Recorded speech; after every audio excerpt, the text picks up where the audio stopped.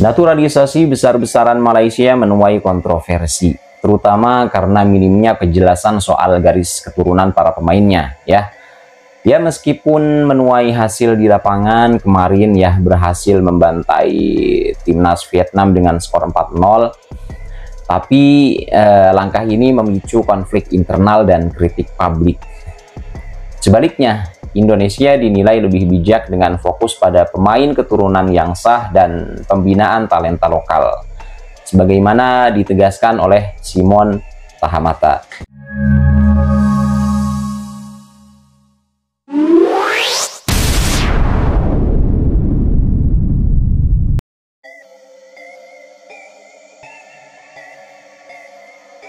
Malaysia dikecam dunia, naturalisasi massal jadi sorotan, Simon Tahamata singgung talenta muda Indonesia. Malaysia kini mulai menunjukkan keseriusannya dalam mencari pemain-pemain asing untuk memperkuat skuad Harimau Malaya. Namun langkah ini tak lepas dari sorotan, terutama dari publik luar negeri yang menilai proses naturalisasi mereka terkesan terburu-buru dan tanpa arah. Efek dari naturalisasi tersebut mulai terlihat ketika timnas Malaysia sukses membungkam Vietnam dengan skor telak 4-0 di ajang kualifikasi Piala Asia 2027.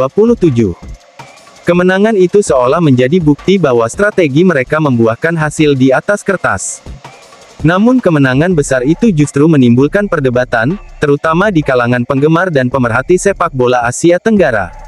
Malaysia dinilai terlalu bergantung pada pemain naturalisasi, seolah melupakan potensi asli dalam negeri.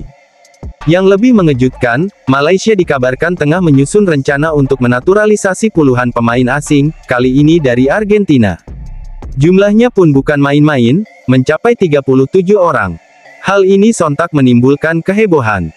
Tak hanya di Malaysia, kabar ini juga membuat publik Vietnam merasa terancam. Mereka khawatir langkah ekstrim Malaysia akan mematikan peluang mereka untuk lolos ke Piala Asia 2027 mendatang. Meski wacana ini santer terdengar, belum ada kejelasan mengenai siapa saja pemain yang dimaksud serta apakah mereka memiliki garis keturunan dengan Malaysia atau tidak. Ini menambah kecurigaan publik bahwa proses ini dilakukan secara sembrono. Sementara itu, skuad Harimau Malaya memang terlihat makin kompetitif setelah kedatangan para pemain baru, namun pertanyaan besar tentang latar belakang dan legalitas naturalisasi mereka belum terjawab sepenuhnya. Berbeda dengan Indonesia yang memiliki kriteria jelas dalam menaturalisasi pemain, yaitu berdarah Indonesia, Malaysia dinilai terlalu gegabah. Bahkan pemain muda asal Spanyol, Mikel Jauregizar, disebut-sebut akan segera bergabung tanpa ada kejelasan mengenai darah Malaysia dalam tubuhnya.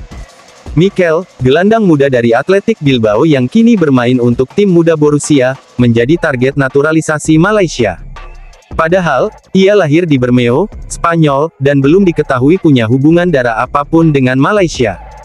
Meski belum ada pernyataan resmi, publik Malaysia sudah ramai membicarakan debut Mikel yang dijadwalkan berlangsung pada FIFA Matchday September tahun 2025. Hal ini menuai tanya besar, apakah Mikel bersedia membela negara yang bukan tanah kelahirannya? Yang membuat situasi makin rumit, Mikel saat ini tengah menjalani karir menjanjikan di Liga Spanyol, yang bisa saja membawanya ke timnas Spanyol. Maka muncul pertanyaan, apakah logis jika ia tiba-tiba memperkuat Malaysia?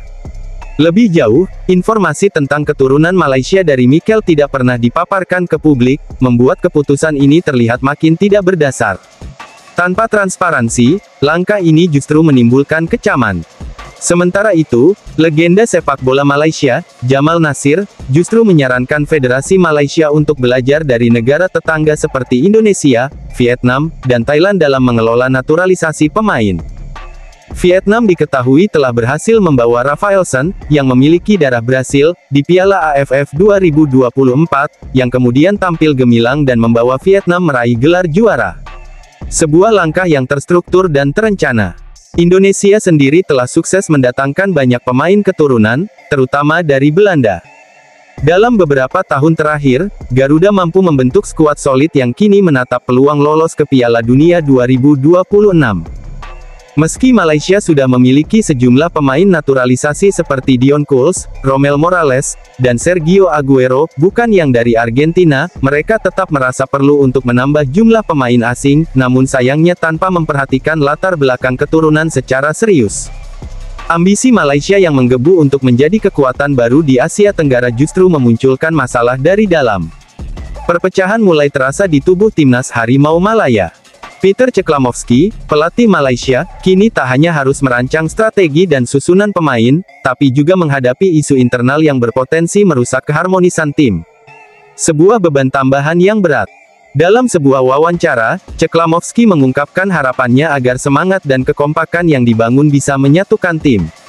Namun, ia juga tidak menutupi rasa kecewanya terhadap berbagai ancaman yang membayangi. Isu mulai menyeruak bahwa tidak semua fans dan pemain lokal bisa menerima keberadaan para pemain naturalisasi. Hal ini menimbulkan friksi yang perlahan merusak keutuhan skuad. Saat menghadapi Vietnam, Malaysia menurunkan 9 pemain naturalisasi dan hanya 3 pemain lokal. Hal ini menguatkan dugaan bahwa pemain lokal mulai merasa tersisihkan, dan ketimpangan ini menyulut api dalam ruang ganti.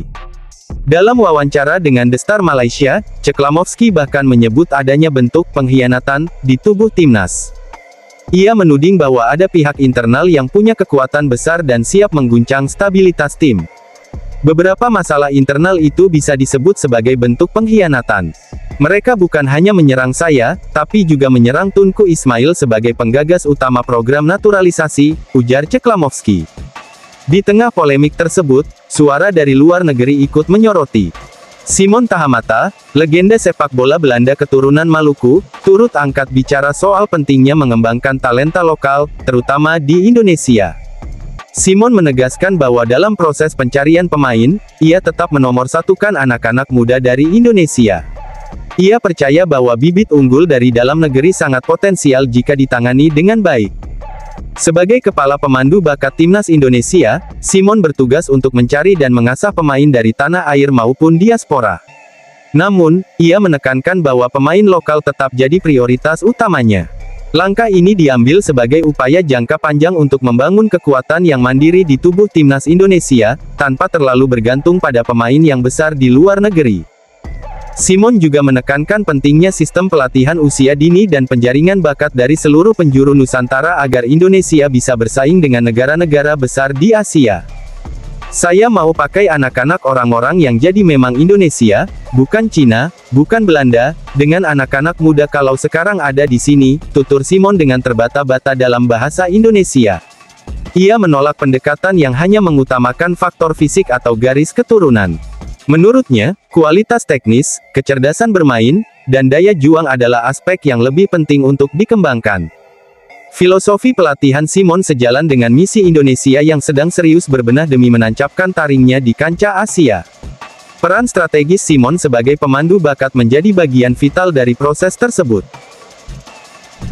Sedikit kritik untuk timnas Malaysia ya. Yang pertama, terlalu minim transparansi gitu. Malaysia itu ya terlalu buru-buru dalam menaturalisasi pemain tanpa menjelaskan asal-usul dan keterkaitan mereka dengan negara ya. Jelas hal ini akan menciptakan kecurigaan dan ketidakpercayaan publik. Itu yang pertama. Yang kedua, mengabaikan talenta lokal. Jadi sepertinya timnas Malaysia ini agak sedikit mengabaikan talenta lokal. Ketergantungan pada pemain asing berpotensi mematikan perkembangan pemain lokal dan menciptakan jurang dalam tim nasional ya. Itu yang kedua. Dan yang ketiga, potensi perpecahan internal. Ketidakseimbangan antara pemain lokal dan naturalisasi akan memicu ketegangan. Bahkan muncul tudingan pengkhianatan di tubuh timnas. Sekarang masuk ke saran. Di saran yang pertama, perkuat sistem pembinaan usia dini. Fokus pada pembinaan dan pencarian bakat dari dalam negeri seperti yang dilakukan Indonesia agar memiliki fondasi tim yang kuat dan berkelanjutan ya. Kemudian yang kedua, transparansi naturalisasi. Publikasikan data dan proses legal pemain naturalisasi agar publik itu merasa dilibatkan dan percaya ya terhadap program tersebut. Dan yang terakhir, bangun integrasi tim yang sehat. Pelatih dan federasi harus menjembatani hubungan antar pemain agar tidak terjadi konflik antara pemain lokal dan naturalisasi ya. Keseimbangan dan kebersamaan adalah kunci.